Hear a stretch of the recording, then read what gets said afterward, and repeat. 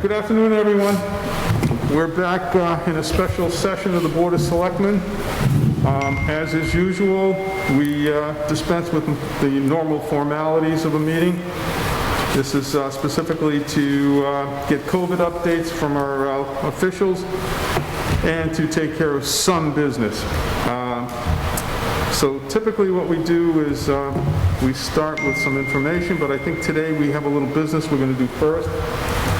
If Mr. Guerin would move the financial items. I'll move to confirm the following warrants and commitments. School warrant number 58 for $855,604.43.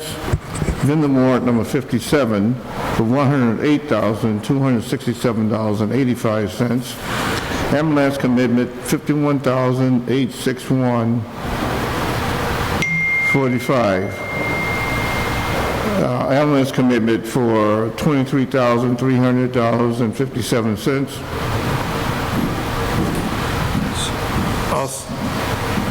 Want to second that, or you want me to second it? Yeah, I'll second all but number 57, internally 1416.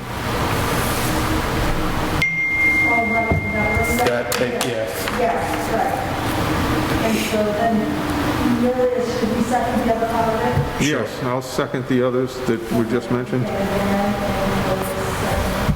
All those in favor for the ones that were not accepted by Mr. Andrews? Aye. Aye.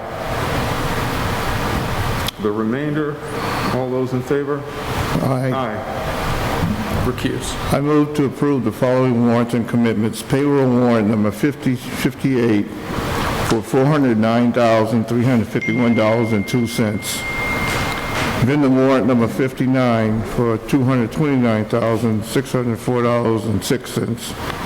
School warrant number 60 for $46,209.88. And withholding warrant number 61 for $150,351.25. I'll second that. I'll recuse myself from everything on that, like we talked about. All those in favor? Aye. Recuse. And move to approve the payment of the following Selectmen bills dated December 22nd, 2020.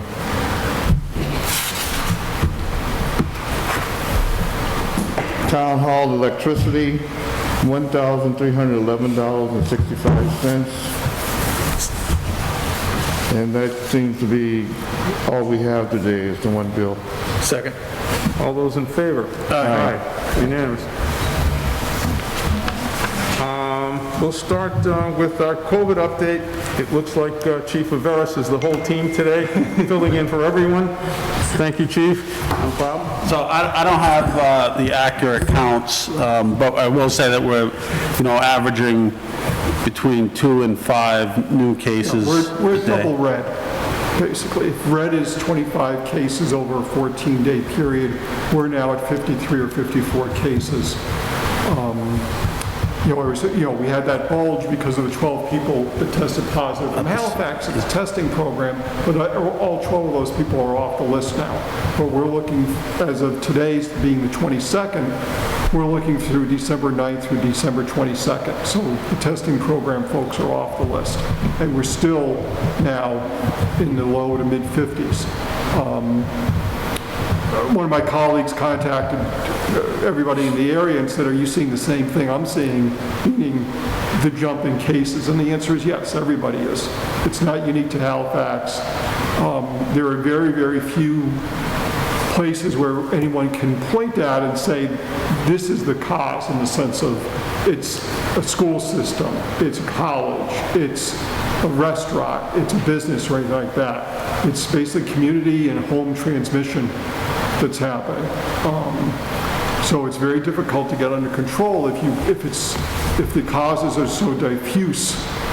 What it really means is it goes back to the basics: wear the mask, wash your hands, reduce the number of interactions you have, especially outside of your household. Well, seems pretty simple. We will be both here and at the school on Wednesday doing testing for employees. That's continuing this week. The other thing that we've been working on is the vaccination rollout for first responders. We were notified by the state. We had to get some totals in for that. At this point, what we're doing, the state wanted departments to work together to come up with a total of over 200 first responders to be vaccinated through each group, I guess I'll say. So what we're doing is we're working with our medical director, Dr. Muse, working through the hospital. He's making a submission on behalf of 12 different departments. We'll be one of those 12 departments. They'll have all the vaccines shipped to the hospital, and the benefit to that is the hospital can store it at the required temperatures that we can't do. And once we're ready to vaccinate, which we're hoping will be the second week of January, we'll be able to go pick up the vaccine that is needed from Brockton Hospital. So it would be beneficial to us because we'll be able to stagger out our own local distribution plan. We won't have to vaccinate everyone at the same time, especially if there's a potential side effect of symptoms. They'll also be supplying us with the correct syringes and needles and things like that. So Brockton's been great to work with. And like I said, there's 12 other communities who he's handling that for. And that's pretty much all I have on the vaccine front. We do have a meeting, one other thing, we do have a meeting scheduled for tomorrow. Both Sandy, Charlie, and I, with representative from MEMA and FEMA to work on possible submission through the PA program, the FEMA PA program, which is the 75% reimbursement. So as it looks like we're going to go potentially over on the Plymouth County CARES money. We still have the possibility of making a submission through FEMA for a 75% reimbursement. So we have a Zoom call together tomorrow, and we'll go over what items that we have we can potentially submit through them, the timelines, how much further out, because I'm not even sure if that goes out into the future. All those questions, and if you have any questions, feel free to forward them to Charlie, myself, or Sandy, and we can get those answers tomorrow. I know there was a complaint from the governor that the number of vaccines cylinders were dropped from 45,000 down. They got less vaccine, you mean? Yeah. I had heard the same thing, too. As far as the first responder sites, they're saying that we'll be getting the Moderna, more than likely it'll be the Moderna vaccine, which will be a little easier for us to work with because it doesn't need to be stored at those super cold temperatures, and it has more of a shelf life once they take it out of, once it defrosts. So as far as the rest of the vaccine, I'm not really sure, what the distribution is on that. Bob Valerie there's a couple different forms if we were ever to expand that outside of first responders, if the state allows us to. Bob's looking to get those pieces of the puzzle into place, and but we haven't heard anything more about like a wide, large-scale distribution plan yet. Thank you. Bob's on a conference call with the Department of Health anyway, so maybe we'll get some more information shortly. All right, thank you, Chief. I guess we can move on. Well, just in terms of the record, the state is issuing new guidelines for businesses and such, effective, I think, the day after Christmas. It affects us, obviously, in terms of enforcement, but that will be Bob's worry. But in terms of the town hall and other municipal buildings, there are restrictions on capacity for offices. They're going to bring that down to 25%, but there's a big asterisk on there, which is essential functions can still operate at above a 25% capacity. So far, the board has been, since the spring, even when we were closed during that time, has said the town hall and other buildings are essential functions. So we've continued to staff to some extent normally, especially as we got later into the spring. The board should try and figure out, working with departments on an individual basis, as to whether they're capable and want to go to a, let's say, a staggered shift, whether it's Monday, Tuesday, and then Wednesday, Thursday for somebody else, or Monday, Wednesday, Tuesday, Thursday, or whatever, in the sense of now that we have the laptops, now that we're capable, in many cases, of being able to do work from home, there may be occasions where it would be helpful in terms of trying to reduce the possibilities of transmission, that someone might get it who's here on Monday, but their other person's here on Tuesday, and they don't have to have an interaction. That might be helpful for the long-term operations for individual departments in the building and other departments. I don't know that the board wants to mandate anything, but what it could do is say to departments, if you want to go down that road, give us a plan for doing so that, for instance, the treasurer's office and accounting office are notified and can follow along on payroll and such, so that we're showing people working remotely what they're doing. Some departments may be more capable of doing this than others. Those that have to have people out in the field, like Bob needs to be out there, Rob needs to be out there. It's not easily doable that they go back and forth between working from home and working in the office.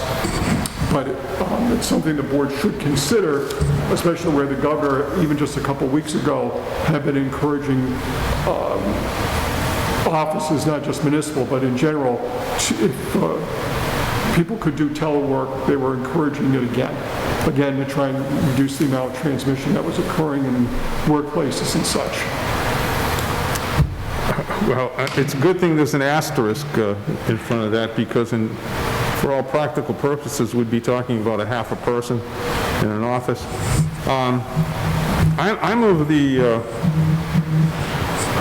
thinking that everybody is an essential employee, and I would leave it up to the individual departments to present a plan as to how they want to go forward. I mean, for most departments, there's only 2 people in the office at any given time anyway.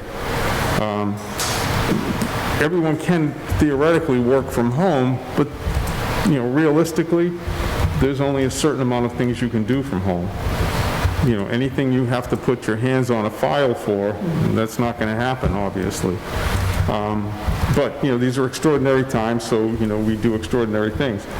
I don't know how everyone else feels about it, but I think I'd like to leave it up to each individual department to submit some kind of a plan as to how they think they want to go forward. Well, I agree, because I could tell a department head what he needs to get the job done, or she needs to get the job done.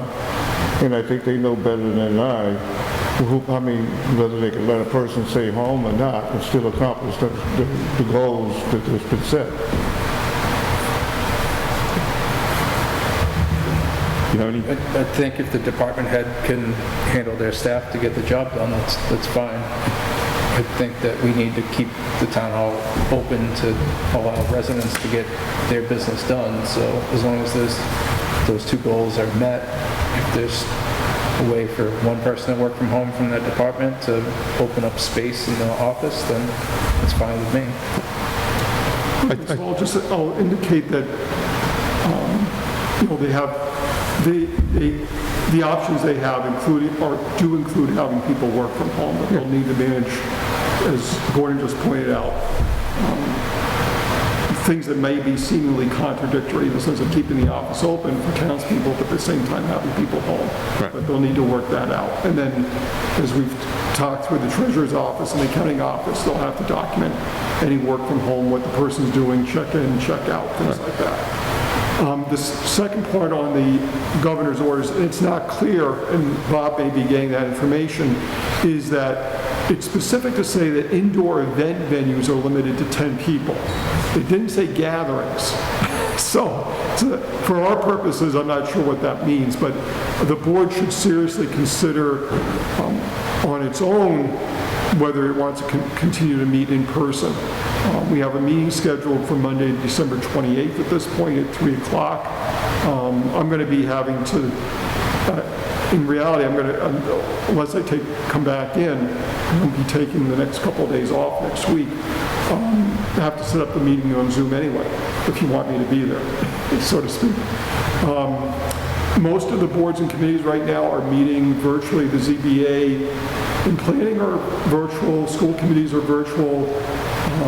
Board of Health and Concom, I think, have continued to meet in person, though Concom is not meeting tonight because they don't have quorum. And I suspect in their meetings, they're not getting to 10 people. But it's something the selectmen should consider, because right now we're at 9, I think. And so if any, a couple of people walked in, and the gatherings are, it's not clear again whether gatherings are limited to 10. We'll find out. It's something for the board to consider. Do you want to just wait until, I'll have to post Wednesday or Thursday for the meeting on Monday.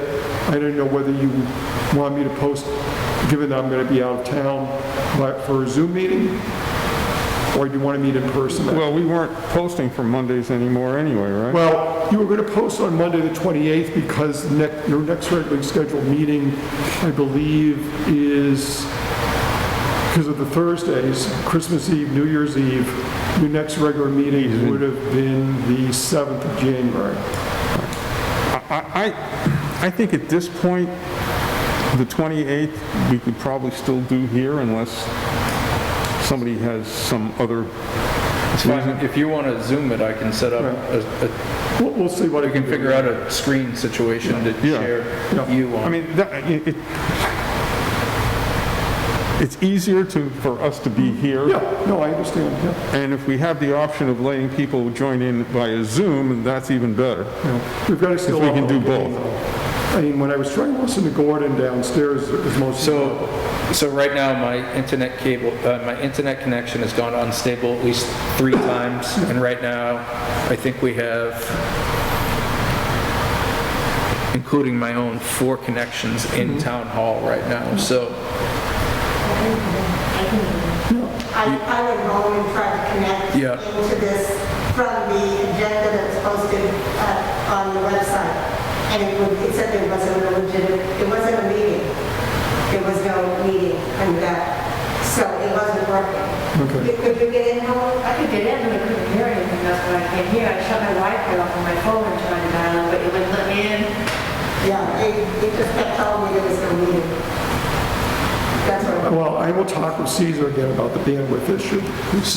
So I think if we just have the one device here at Town Hall, if we have this connected in, it's just through this capture card that everything's connected. It seemed to work for other people last week. Yeah, right, exactly. That's what I was just going to say. So it could be just with each stream is connected an up and a down, and it just might be too much bandwidth to have that many devices trying In to the connect building, in. yeah. Well, I'll talk to Caesar again. And so for right now, Monday will be an in-person. Okay. On the federal changes, it appears that the CARES Act funding, while not increasing, will be able to continue to spend that money until December 31st of 2021. And we don't have any information yet from Plymouth County about what they're going to do with that, in the sense of, we're just seeing this announcement today. I did phone and left a message with the county treasurer saying, I'm sure you're getting the same phone call. What are you folks going to do, and when are you going to tell us what you're going to do? What it does mean is that Sandy's office needs to continue to process anything, and we need to encourage people, at the very least, to get things in. I'm not sure if you're doing a bill warrant that we can get checks cut on Wednesday, next week on the 30th. we did the bill warrant today. Yeah. We're going to be doing another bill warrant next week. Yeah, okay. We'll re-encourage. Does that mean that you can start new projects after the 31st, or Well- it's just that it's got to be done before the end of the Well, the month? way I read it is spending. So to me, that means that you can continue to spend money past December 30th, not just get checks cut after the 30th or send in for reimbursement after the 30th, but we need to know from Plymouth County how they're going to interpret this. The other thing is, I think it's going to be a frenzy, because as much as Plymouth County allocated a lot of the money to the 27 cities and towns, they left a little bit of money in reserve. I think now that that window has opened up, I think everybody's going to go, not just after their own allocation and spend it down, but that last That piece of that 10%, last one. whatever it's there. So anybody thinking, okay, I can send something in May or June or December of '21, money's gone. It's going to go bye-bye. So if there are departments that will have expenses in January, the earlier the better to get them in. And even more so, as fast as they can move to spend that money, but we have to show that the money is spent. They can't just order the stuff. We need an invoice, we need to pay it, and then we need to get it into Plymouth County sooner rather than later. Because as Sandy pointed out to me, at some point, they're going to say no, not necessarily because we're ineligible, but because we won't have money available from Plymouth County. So some large expenditure is going to be a bigger question than a series of smaller expenditures. So, for instance, with Silver Lake or with Halifax Elementary, my reading is we can continue to pay the substitute teachers and the custodians. But at some point, that money is going to run out. So, We have an order for $42,000 for laptops for the elementary school. It wasn't placed until later, so I'm hoping, because I'm holding that money, committed that money, but they don't want to see the submittal until the computers are received. So somehow I want to let them know that we need that, but we also committed to having out for the aid package, which could use up what we have. So I'm hoping they give us a little bit more of what's left and dedicate it to us. But I want to somehow let them know that we have a commitment for that $42,000. So we will need more. So, and we'll get that information out to the departments later this week. The other part of it is the federal COVID leave is going bye-bye on December 30th. There's nothing what was interesting is it's the mandatory that's going out. What the statutes now say is after the 30th, if a business wants to continue that, they will be able to get a tax credit for doing so.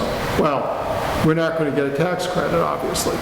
So if we wanted to voluntarily do something after that, we're perfectly free to do so, but obviously everything's on our dime. So. The legislature just passed a $7 billion care package for the feds. Well, that's what I'm talking about, is a federal statute that, I don't know if the president has signed it yet, but it passed the House and the Senate by very wide margins. I would expect the president to be signing it this week. There's no additional money for cities and towns. The things that I've mentioned specifically about the extension of being able to spend down the money that we've already been allocated through Plymouth County, that's happened. And the fact that the federal COVID leave is ending, that's happened. But I saw nothing else that was specifically applicable to cities and towns. The only thing that they had was they did have a package for school in there, but I'm not sure what that equates to for the elementary or for Silver Lake at this point in time. One thing for the agenda item for whichever meeting that you can get it into would be to run a hardwire Ethernet into this room so that we can plug in. I think we've got it over there. Didn't we do that when we upgraded? There's a panel right behind our Area 58 person. Okay. I can talk to Caesar about When I asked Caesar earlier, he said he didn't think that they ran into this room when they redid the wiring. Oh, that's a bit too bad. Okay, well, I can ask. Okay. Because that would make the connection, at least for this, better, because it'd be wired instead of wireless. I guess, I believe they ran it into the kitchen area. Worst case scenario is that we just get a very long... Yes, behind the printer. What was that, though? There's a connection behind the printer in the kitchen. Okay. At the very least. But I remember we discussed bringing it into the Great Hall. Right. Well, the first system that was put in 20 years ago, there's the panels there, I know that. I don't know Well, whether, we talked about the extra room back there, moving it up, they were talking about putting a cable in so I on a totally unrelated note, not on the agenda, which I did want to make sure I mentioned, back during the storm on Thursday, the backflow regulator at the elementary school failed. And the staff there, Matt Durkee, Bob Clancy, and then Scott Turner from our building and grounds crew were able to put something together to make sure that the school was able to reopen on Friday.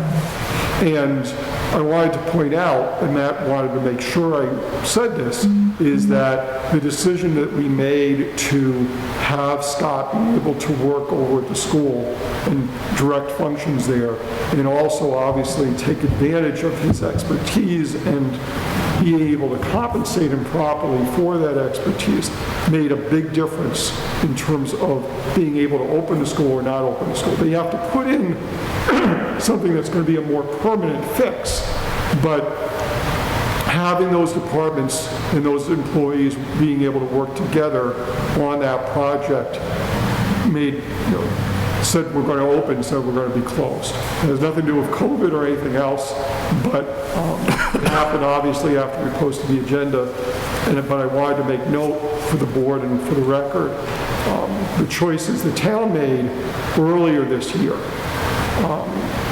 made us, turned out to be very good ones.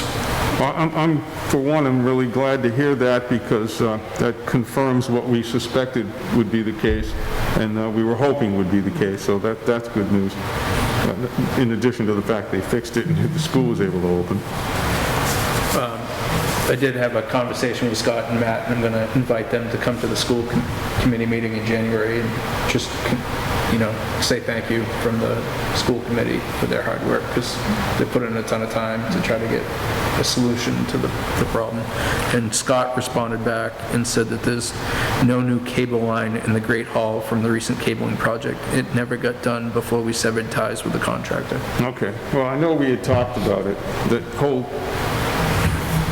contractor issue was less than satisfying to begin with. Well, we can do a temporary fix. Right. We can think about long-term. I went over any paperwork that came in. There's nothing that wasn't on the agenda that I feel is so urgent that needs to be brought up, so I put it on Mondays. And I have no other COVID stuff. If Bob comes up, has anything from the webinar, or whatever you want to call it, conference call this afternoon, we'll pass it along. Yeah, we could ask them. All right, while we're in session, we'll take a minute here and... Pam, have they done everything you need them to do?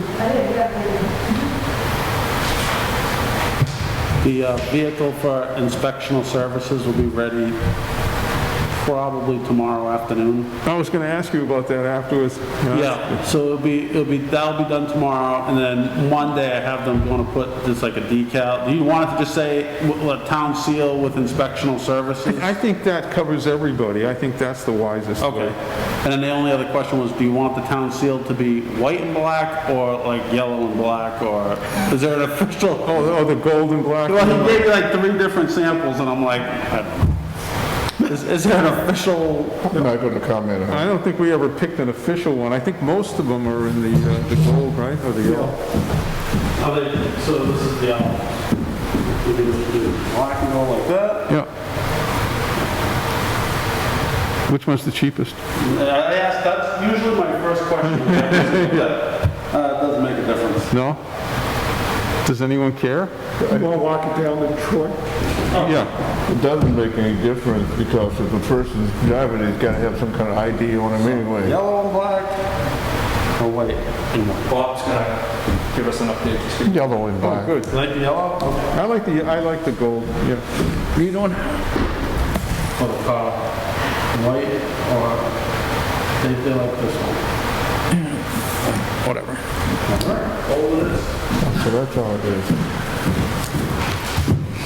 I figured you were going to tell me it was 300% more, that's why. No, no. Yeah, it's pure gold. Yeah. The doors will be off if somebody will scrap them. I tried to convince the chief that we should, really detail the outside of the car, put in some racing stripes. Yeah. Again, it's frowned upon though. Make the car faster. Just look- We are fortunate. Our health agent, Bob Valerie, has returned from a conference call with the Department of Public Health, and we'll see what we can get for an update. How are you today? It was just on a DPH conference call. The flu shot deadline that was supposed to be the 31st has been extended until 2/28. So we don't have to stop students from coming to school at the end of That's the about the month. time the flu season ends, isn't it? You know? Yeah, okay. And earlier, we've still been getting positive cases. The numbers at this point, we just urge that people follow the guidelines that are on mass.gov when it comes to your home gatherings. Around 48% of the cases tend to be household spreads. So just for example, today, 5 cases we got, 2 in one household, 3 in the other household. So it's a serious problem, both when people are outside or inside their own houses. Well, I mean, that totally makes sense. I mean, because at home, I'm assuming nobody's wearing their mask, Exactly. and, someone comes in infected that's working, and people do work, and come into contact with people, and that's the obvious place to spread. Yeah, your defense goes down at home, And then today at 1 o'clock, Governor Baker made an announcement on temporary executive order and revised the COVID-19 measures to reduce the spread of COVID in Massachusetts. The pause will reduce allowable occupancies from current capacity levels of 40% to 25% in multiple sectors. Probably most notable would be the 3 restaurants that we have. Happy Garden, which won't be opening up until after New Year's anyway. I was going to say, they've been closed for a while.